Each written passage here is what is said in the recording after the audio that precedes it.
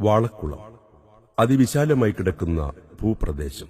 പൂക്കിപ്പറമ്പും കോഴിച്ചെനയും വെന്നിയൂരും പുതുപ്പറമ്പുമെല്ലാം ഈ ഗ്രാമസംസ്കൃതിയുടെ ഭാഗമാണ്. പച്ച പരവതാനി വിരിച്ചുകിടക്കുന്ന വയലിലകൾക്ക് അക്കരെയും ഇക്കരെയുമാണ് വാളക്കുളം എന്ന ദേശത്തിന്റെ വിസ്തൃതി. ചന്തം ചാർത്തി കുണിഞ്ഞൊഴുകുന്ന കടലുണ്ടിപ്പുഴയുടെ വശ്യ സൗന്ദര്യവും ഈ നാടിന് സ്വന്തം. വാളക്കുളത്തിന്റെ ഹൃദയമാണ് പുതുപ്പറമ്പ്.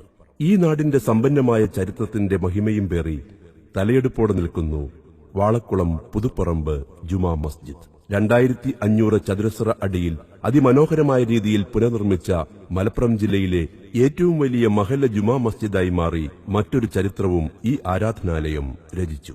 പുതുക്കി പണിത ഈ പള്ളിക്ക് 200 വർഷത്തിലേറെ പഴക്കമുണ്ടെന്നാണ് പഴമക്കാരുടെ പക്ഷം. പണ്ഡിതവര്യനായ താനൂർ അബ്ദുറഹിമാൻ ഷെയ്ഖാണ് ശിലയിട്ടത്. വരയ്ക്കൽ മുല്ലക്കോയ തങ്ങളും പാങ്ങിൽ അഹമ്മദ് കുട്ടി മുസ്ലിയാരും സമസ്ത കേരള ജമിയത്തുൽ ഉലമ എന്ന സംഘടന രൂപീകരിക്കാൻ കേരളത്തിലെ പണ്ഡിതന്മാരെ വിവരം അറിയിക്കുവാൻ തീരുമാനിച്ചപ്പോൾ പാങ്ങിൽ ഉസ്താദ് ആദ്യം എത്തിയത് പുതുപ്പറമ്പ് ജുമാ മസ്ജിദിന് സമീപം അന്ത്യവിശ്രമം കൊള്ളുന്ന തന്റെ ഗുരുവായ അശൈഖുൽ കബീർ കോയ അഹമ്മദ് കുട്ടി മുസ്ലിയാരുടെ അടുത്തേക്കായിരുന്നു.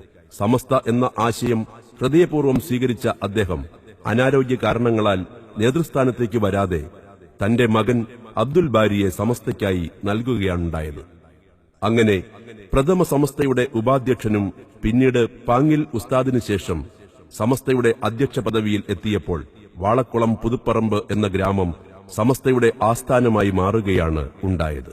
ഭൗതിക വിദ്യാഭ്യാസത്തിന് വിമുഖത കാണിച്ചിരുന്ന മുസ്ലിങ്ങൾക്കിടയിൽ ഭൗതിക വിദ്യാഭ്യാസം പ്രോത്സാഹിപ്പിക്കുന്നതിനുവേണ്ടി സ്വന്തം സ്ഥലത്ത് തന്നെ സ്കൂൾ തുടങ്ങിയ മഹാൻ ഈ നാടിന്റെ ഭൗതിക വിദ്യാഭ്യാസത്തിന് ഉത്തേജനം നൽകി. ഇന്ന് മലപ്പുറം ജില്ലയിലെ അഭിമാനമായി മാറി Puthuparamba government higher secondary school. ഇക്കഴിഞ്ഞ 2016 SSLC പരീക്ഷയിൽ 100% വിജയം നേടിയത് ആ മഹാന്റെ പുണ്യം കൊണ്ടാണെന്നതിൽ സംശയമില്ല. 1951 സമസ്ത കേരള വിദ്യാഭ്യാസ ബോർഡ് രൂപീകരിച്ചത് ഇവിടെ വെച്ചാണ്. സമസ്തയുടെ കീഴിൽ രജിസ്റ്റർ ചെയ്ത 9000-ഓളം മദ്രസകളിൽ ആദ്യത്തേത് ഈ പള്ളിക്ക് പരിധിയിലുള്ള ബയാനുൽ ഇസ്ലാം മദ്രസയാണ്.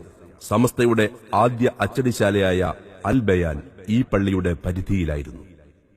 സമസ്തയുടെ യുവജന സംഘം SYS ആദ്യ യൂണിറ്റ് പുതുപ്പറമ്പിൽ നിന്നായിരുന്നു രൂപീകരണം. പാണക്കാട് പൂക്കോയത്തങ്ങൾ, ബാഫക്കി തങ്ങൾ, പറവണ്ണ മൊയ്തീൻ മുസ്ലിയാർ, KP ഉസ്മാൻ സാഹിബ്, കണ്ണിയത്ത് ഉസ്താദ്, EK അബൂബക്കർ മുസ്ലിയാർ തുടങ്ങിയ അന്നത്തെ സമസ്തയുടെ പണ്ഡിതന്മാരുടെ പ്രവർത്തനവും പാദസ്പർശവും കൊണ്ട് അനുഗ്രഹീതമായിരുന്നു ഈ മസ്ജിദ്.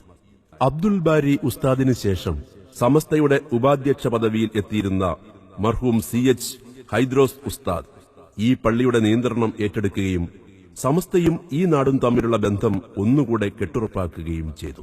1700-ഓളം വരുന്ന കുടുംബങ്ങൾ താമസിക്കുന്ന ഈ മഹല്ലിന്റെ മസ്ജിദ് പുനർനിർമ്മിക്കാൻ തീരുമാനിച്ചപ്പോൾ മഹല്ലിലെ ജനങ്ങളുടെ സംഭാവനകൾ കൊണ്ടാണ് ജില്ലയിലെ ഏറ്റവും വലിയ മഹല്ല് പള്ളിയായി നിർമ്മിക്കുവാൻ നമുക്ക് കഴിഞ്ഞത്. സമസ്ത വളർന്ന, സമസ്തയെ വളർത്തിയ നാടെന്ന അഭിമാനത്തോടെ വരും തലമുറയ്ക്ക് ഓർക്കാൻ കഴിയുന്ന തരത്തിലുള്ള പള്ളിയായി പൂർത്തീകരിച്ചു തന്ന കൺവീനർ CH തൊയ്യിബ് ഫൈസി അടക്കമുള്ള പുനർനിർമ്മാണ കമ്മിറ്റിക്കും മഹല്ല് ഭാരവാഹികൾക്കും അതിലുപരി മുഴുവൻ മഹല്ല് നിവാസികൾക്കും പുതുപ്പറമ്പ് ഗ്ലോബൽ KMCCയുടെ ദുആയും പ്രാർത്ഥനയും എന്നെന്നും ഉണ്ടാകും. നമ്മുടെ മസ്ജിദിന്റെ ഉദ്ഘാടനം 2016 ജൂൺ 4 ആദരണീയനായ പാണക്കാട് സയ്യിദ് ഹൈദരലി ശിഹാബ് തങ്ങൾ നിർവഹിക്കുകയാണ്. ചടങ്ങിൽ സമസ്ത കേരള ജമിയത്തുൽ ഉലമ ജനറൽ സെക്രട്ടറിയും മഹല്ല് ഖാദിയുമായ പ്രൊഫസർ K ആലിക്കുട്ടി മുസ്ലിയാർ തുടങ്ങിയ പ്രമുഖ പണ്ഡിതരും ആത്മീയ നേതാക്കളും പങ്കെടുക്കുന്നു. ചടങ്ങിലേക്ക് ഏവരെയും സ്നേഹപൂർവ്വം സ്വാഗതം ചെയ്യുന്നു, ക്ഷണിക്കുന്നു. ഏറെ അഭിമാനത്തോടെ പുതുപ്പറമ്പ് ഗ്ലോബൽ KMCC.